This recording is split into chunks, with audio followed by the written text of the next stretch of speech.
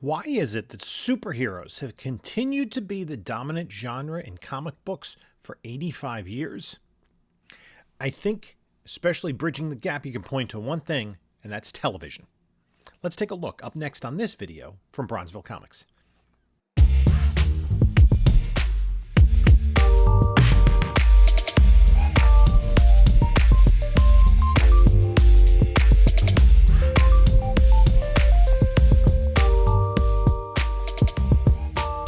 Hey there, panelologists. Welcome to another video from Bronzeville Comics. This is Jim. I'd like to thank you for stopping by. If you can, just like, comment, subscribe. It really helps the algorithm. Check out our 4,000 subscriber giveaway. Still have, I think, one prize that has yet to be claimed. I actually think it's first prize. And that is David Waring. Collect your prize. So, also follow us on other socials. Bronzeville_comics on Instagram, on Whatnot. We do sales every Monday night at 10 p.m. Eastern Time. If you're not yet signed on with Whatnot, you can sign up using the link in the description of this video. It'll get you $10 off your first purchase, regardless of who that is with. Also, in the description of this video is a link to my email. Ask me any question you want. If there's any books that I've shown you might be interested in, reach out to me. And also a link to my eBay store. So, I wanted to talk about superheroes as the dominant genre. Obviously, there have been other genres that have been popular at different times, and we're seeing a branching out of genres, especially over the last 40 years. But superheroes weren't the first things that came into comic books. And before comic books, there were comic strips that appeared in newspapers. Newspapers would use these to boost circulation back when there were newspapers. And it was a way to get kids involved and also to get have something that was a little bit more lighthearted than the news of the day. And there were a lot of different genres. There was comedy, soft comedy. There was things that appealed to kids like the Katzenjammer Kids or Popeye, who was kind of also an action hero. There were stories that were more soap operatic like Gasoline Alley and even Little Orphan Annie, Crime with Dick Tracy. And eventually, in association with the pulp magazines that were coming out, we saw characters that through radio and through the pulps became very popular. And also we started seeing movie serials. Characters like Flash Gordon, Buck Rogers, Doc Savage, the Green Hornet, Lone Ranger, the Shadow, who have become part of the pop culture zeitgeist throughout the 20th and really into the 21st century. In 1938, Action Comics #1 was printed, the first appearance of Superman. And what's interesting to remember about Action Comics was Superman was just one of the features, and the others were just action stories. Superman did not appear again on the cover until, I believe it was issue 7. So the comic books didn't dive headfirst into superheroes in 1938, but Superman led the way. And by 1940, superheroes were probably the dominant genre in comic books. The coming of Batman in 1939, Timely Comics with Human Torch and Submariner that same year. And then by 1941, you started to get Captain America. And 1942, you got Wonder Woman. And there were characters in Captain Marvel leading the Fawcett publications. And there was always a synergy between comic books and Hollywood. And the first foray into that were the movie serials. Now, this is before television was at all commonplace. The 1930s, 1940s was the heyday for the movie serial. And if you think of the original Star Wars film, George Lucas was inspired by the movie serials that he saw as a kid to create Star Wars as a story that was episodic in nature. Basically, every week for maybe 12, 15 weeks, the movie would show, in addition to the feature film, there'd be cartoon shorts, things like Looney Tunes with Bugs Bunny and Daffy Duck, Walt Disney shorts, Mickey Mouse, Donald Duck, Silly Symphonies, Tom and Jerry were very popular, Popeye, and also, and tons of other characters, a lot of funny animal characters. There would be a newsreel, a short subject, and a movie serial, and then you'd finally get to see the feature film. Well, the movie serial would be a different chapter every week. They'd be about 20 minutes long, and there'd always be a cliffhanger to bring you back in the next week. A lot of comic book characters got their own movie serials. Superman, Batman, Captain America, Captain Marvel, the Blackhawks, even more obscure characters like Don Winslow of the Navy, Spy Smasher, and Congo Bill had movie serials. So it was another way to get these characters, the intellectual property from the comic books, into the public consciousness, in addition to toy merchandising and radio. As a matter of fact, Superman was very popular on radio, and that was the first time that Kryptonite was mentioned, was in the radio serial. Well, during World War II, superheroes were the most popular genre in comic books. But that started to wane very soon thereafter, and you would see titles getting replaced initially by humor. More Fun Comics was a big title for what is now DC Comics. It premiered the Spectre, Dr. Fate, eventually Johnny Quick, Green Arrow, Aquaman, and Superboy.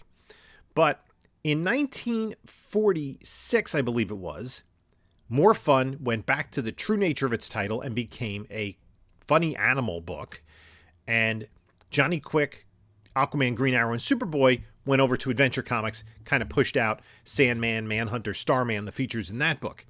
Leading Comics, which had housed the adventures of the Seven Soldiers of Victory for 14 issue, became Leading Screen Comics, starring Peter Porkchops.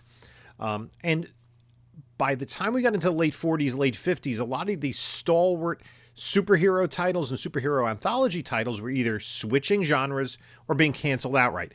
All American Comics in 1948 became All American Western. In 1949, we lost Flash Comics, Green Lantern, and Marvel Mystery. In 1950, Plastic Man stopped appearing in Police Comics, and Captain America Comics stopped getting printed. In 1951, All-Star Comics became All-Star Western. In 1952, Star Spangled Comics, which had held on for a while with Robin as the lead feature, and actually Robin had more Golden Age appearances than Batman, because he was always with Batman after his first appearance in Detective 38, and then he had his own series in Star Spangled. That became Star Spangled War. Sensation Comics, which had housed Wonder Woman's adventures for many years, was canceled, as were the Fawcett titles, Wiz and Captain Marvel Adventures. And by 1954, only 8 titles of superhero books had stood the test of time, and they were all with DC Comics. And they were based around what we refer to now as the Trinity: Superman, Batman, and Wonder Woman, with Robin and Superboy kind of in tow. Superboy headlined Adventure Comics, Superman headlined Action Comics, Batman and Detective, and Batman and Superman in World's Finest.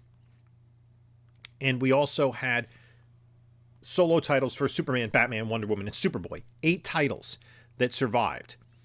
What happened around that time, as all of these superhero titles were being canceled, the television screen saw The Adventures of Superman.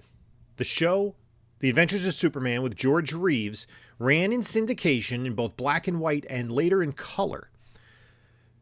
For 6 seasons, 104 episodes from September 19th, 1952 to April 28th, 1958.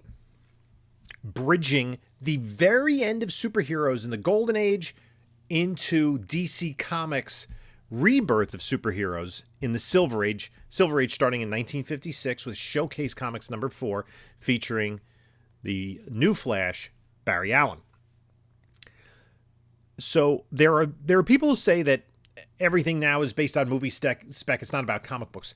There always has been a synergy between the two. And The Adventures of Superman was a very popular series that ran in syndication. It was aimed at kids. Kids watched that show. It had action. It had Superman in a colorful costume. It kept Superman very much in the public consciousness. As a matter of fact, it helped very briefly Atlas Comics rebirth their superhero line in the 1950s. and there was actually talks of a Submariner TV show. Nothing else came to fruition on the TV landscape other than Superman in that day. And what's also interesting to note is 1955, the shows started to be filmed in color, which was very unusual at the time. A very small percentage of U.S. households had color televisions, and color TV would not be the norm until 1965. In the fall of 1965, that new season was when most TV shows switched from black and white to color. And it was a big deal. And that's why Batman, that premiered in 1966, when you watch those, especially season 1, it'll say Batman in color. In color was a huge deal. TV shows like Bewitched, I Dream of Jeannie, Lost in Space, The Beverly Hillbillies all switched over. A couple of them remained in black and white, usually because they had lower budgets, like the Patty Duke Show. And so, but most of the shows by 1965, network shows were in black and white. It was a decade earlier that Superman was being filmed in color. Now, there were other shows like Westerns like Bonanza, and I think a little bit later Gunsmoke, that were filmed in color as well. But it was more expensive. So it was much less common to see a color TV show. And most people watching Superman in 1955 saw it in black and white anyway because they didn't have a color television. Now, I was lucky enough that when my parents got married in 1965, as a wedding gift, they got a Zenith color television. So I always grew up with a color TV, which is unusual for someone of my age. You youngsters may not know that. So you had this rebirth of the superheroes, and it maintained in the public consciousness. Now, Batman was kind of losing focus in the 1960s. The stories were getting sillier. They had well gotten away from the dark and gritty start, but Batman was less popular, and as the legend goes, DC was potentially going to cancel the title. But in 1966, the Batman TV series came on and was immensely popular. It only ran for 2.5 seasons. It was a mid-season replacement in 1966, premiered in January, and then 2 full seasons in 66, 67, and 67, 68. The third and final season would only be on once a week rather than twice. That's the season that introduced Yvonne Craig as Batgirl. But it was a pop culture phenomenon, and it strengthened the public imprint of Batman. He became a frontline pop culture figure and probably for a while surpassed Superman. And at the time, they were both well ahead of the Marvel Comics characters. Now, in the 1950s, you have to remember, while superheroes were struggling, other genres took hold. We talked about humor books, obviously, Westerns, horror. Pre-code horror is a big thing. Science fiction, kind of teenage humor like Archie. Books based on cartoons like Walt Disney's Comics and Stories and Looney Tunes and Merry Melodies. War books, romance books really came to the fore in the 1950s. But when the Comics Code Authority was instituted, there was a change.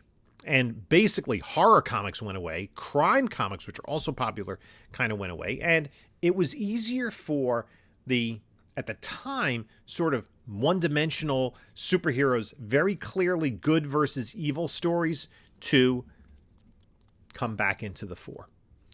But I think it was the Adventures of Superman that enabled that to happen. Now, if you go throughout history, now, if you talk to people, comic book collectors of my age, so many of them are fans of Batman because of that Adam West television series. That was something I watched. I was too young to see it. I wouldn't have been conscious of it when it first aired. But it was something that I watched every day after school. And here's the thing about TV shows, specifically, even more so than movies, is they appeal to the pre-reader. I was watching Batman before I went to kindergarten, before I could read. So when I got a little bit older and could read and noticed comic books with the Batman logo on the masthead, on the trade dress, I was like, can I get that? Mom, it's Batman. And I started collecting comic books. I was a comic book fan before I ever bought a comic book, and I didn't even know it. And that has held true for many years because the impact of TV shows and movies have always been, at least since probably the 1960s, larger than the impact of comic books because they reach a wider audience. I was having a conversation with a friend of mine recently about the Shazam films and how they're different in tone than the TV series in the 1970s. Well, yes, because that wasn't at all like the comic books, but that is what he knows about Shazam was from the TV series, having very infrequently read the comic books. So in the 1960s, not only did you have the Batman TV series, but you had animated series with Batman and Superman and Aquaman. And Aquaman became a pretty big player at the time. Marvel started doing their own animated series. There was the very crude Marvel Superheroes, which was in syndication when I was a little bit older, not when I was a young kid, as Marvel Men, in which they just basically very crudely animated panels from the original comic books. But they then branched out and did Fantastic Four and Spider-Man, which had a little bit better production values. And who does not remember the Spider-Man theme song? By the time you got to the 1970s, you had Shazam and Saturday Morning, but you had Wonder Woman and the Incredible Hulk as primetime TV series. Super Friends and a Fantastic Four reboot were on TV. And there's always been TV properties that have been out there. You go into the 90s, you had Flash and Lois and Clark. On the animated side, Batman Adventures and X-Men Adventures, or X-Men, which for a certain generation of kids, that was how they were introduced to those characters. And they developed an early love for those characters that they've never lost. And even before you get into the MCU era, you had in the 2000s, you had Smallville. On the animated side, you had Static Shock, which kind of reinvigorated that character, whose comic had already been canceled for several years. And then you start to get the Arrowverse, the MCU, the DCU, the MCU offshoot on the Netflix TV series, and animated shows all over the place, like Teen Titans Go, Young Justice, and DC Superhero Girls. And I think people underestimate the impact of Teen Titans Go because that is a show, again, it's going to appeal to a lot of pre-readers. Kids are going to see that, and even though it really it isn't necessarily aimed at young kids, it is wildly popular. It's on Cartoon Network. Most kids, probably between the age of 10 and 25, know those characters from Teen Titans Go. And, the Beast Boy, Cyborg, Raven, Starfire, Robin's always been popular, obviously, are a big part of the public consciousness. They even had their own feature animated film, Teen Titans Go to the Movies. So the collectability of comics has helped to be endured by movies and TV. And I use this analogy. There's a lot of similarities between comic book collecting and sports card collecting. But you have to be a little bit older to have ever seen Mickey Mantle play. I never saw him play. And so his cards are really valued. He's probably per capita the most collectible baseball player. But people haven't seen him play. However, Mickey Mantle came to the major leagues. He played from 1951 to 1968. Captain America was in the comic books 10 years before Mickey Mantle was in the major leagues, and Captain America is still a character that is new to another generation. These characters in the MCU, these characters on TV shows, there are kids every day that are discovering these properties. Spider-Man. How many kids are falling in love with the Spider-Verse? My older one is talking about how her favorite character is from the Spider-Verse is Spider-Man India. Do you remember when that comic book came out? It did not sell at all. And up until, I think, 2020, a 9.8 of Spider-Man India #1 was like a $60 book. It's now a $400 book. And Spider-Man India will continue to be popular to some degree just because of these movies. They introduced this character, and kids are getting excited about it. And obviously, to a larger extent, Miles Morales is an insanely popular character. So to say that, everything that's based on movie and TV spec is not truly like comic book collecting, it always has been. You do not have a silver age of comic books if you don't have George Reeves and Adventures of Superman. You don't have Batman to the level of popularity that he has today without Adam West. That's the truth of it, right? Wonder Woman, as popular as she was in the 1940s and unique as a female superhero and appealing to girls, yet a whole different. My wife talks about watching what she's not a comic book person at all, but she watched Wonder Woman in the 1970s when she was a little kid because it becomes part of the popular culture. TV and movies allow comic book characters to go beyond the scope of the pages of the comic books. And those collectors of us that keep these things in plastic bags and encapsulate them in slabs. And it hopefully burgeons a new generation of collectors.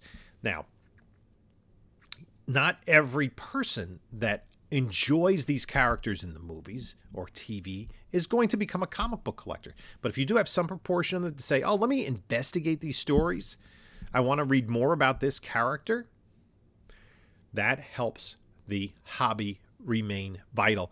And that's something that there's a lot of question about what's going to go forward. How many stamp collectors are there out there? Not many, because kids never use stamps. Nobody uses stamps anymore to any great degree. I mean, maybe you have a few floating around your house for a few bills that, you pay by check, or a few letters that you write, or you get a bunch of them when you send out your Christmas/holiday cards at the end of the year.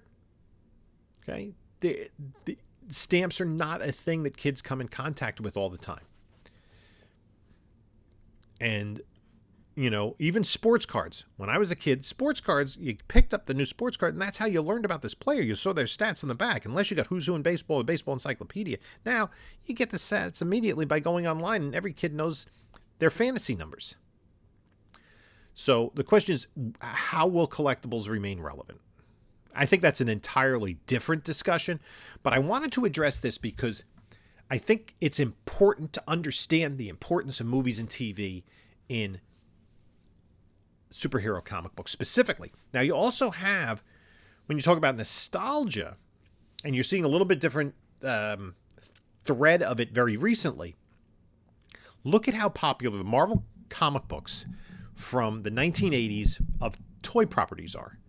G.I. Joe, Transformers, Thundercats, and I'll go a little bit earlier than that. You've just seen a revitalization of the Hasbro characters because of the announcement of the omnibus editions for ROM and Micronauts that are going to be coming out. Those are toys that were kind of part of my childhood. I was probably a little too old for them. My younger brother, we had some Micronauts. There was one particular toy that was supposed to be the big toy about Christmas, this vacuum tube where they were supposed to be transported all around, and it never worked. My mother had to go back like 2 days after Christmas and return the thing because it did not work, because the thing wasn't put together soundly enough to have a vacuum seal that would actually work. There was always air would get out of it. So it was quite the disappointment. And one thing I haven't even mentioned is video games.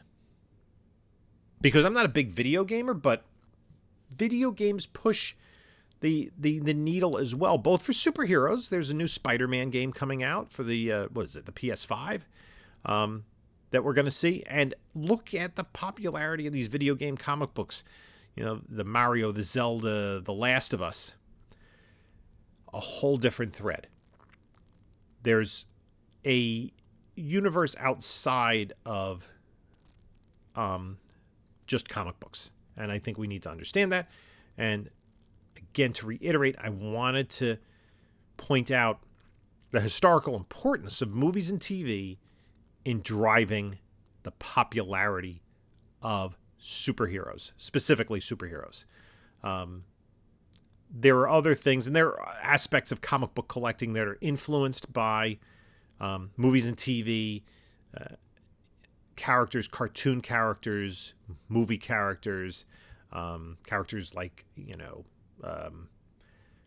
Mickey Mouse, Uncle Scrooge, Donald Duck, that do have some popularity. There are books that are very Scooby-Doo. Scooby-Doo is a perfect example of the Scooby-Doo #1. That is a very valuable book to find because there are fans of that. Star Trek is similar. Other properties, all the Star Wars books, which are an entirely different genre than superheroes, but I think there is a connection between the two. So enough of me going on. Let me know what you think in the comments below. In the comments below, do me a favor. Tell me about anything, any property, any comic book property that you were introduced to before you could read and how that influenced your getting into comic books. In the meantime, thanks for stopping by. You can take a look at a couple of my other videos here. And this is Jim saying until next time, enjoy your comics.